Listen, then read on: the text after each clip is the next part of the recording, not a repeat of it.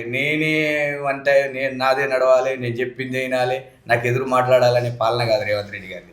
రేవంత్ రెడ్డి గారు చాలా మంచిగా ఆలోచిస్తుడు. 10 మందికి పేద ప్రజలు కానీ మన రాష్ట్రం కానీ మంచి తోవలో ఉండాలి, మంచి అభివృద్ధి చెందాలి, ఈ అప్పులకి వెళ్ళి బయటపడాలి అనే ఆలోచనలో తొందరపాటు నిర్ణయం లేకుండా చాలా జాగ్రత్తగా ఎవ్వరు ఎన్ని మాట్లాడినా కూడా ఆయన ఆలోచనలతోటి ఆయన పోతుండు.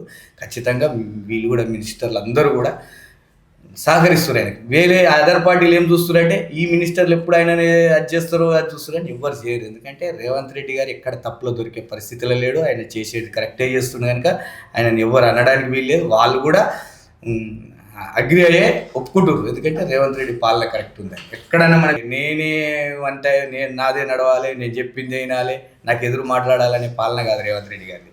రేవంత్ రెడ్డి గారు చాలా మంచిగా ఆలోచిస్తుడు. 10 మందికి పేద ప్రజలు కానీ మన రాష్ట్రం కానీ మంచి తోవలో ఉండాలి, మంచి అభివృద్ధి చెందాలి, ఈ అప్పులకి వెళ్ళి బయటపడాలి అనే ఆలోచనలో తొందరపాటు నిర్ణయం లేకుండా చాలా జాగ్రత్తగా ఎవ్వరు ఎన్ని మాట్లాడినా కూడా ఆయన ఆలోచనలతోటి ఆయన పోతుండు.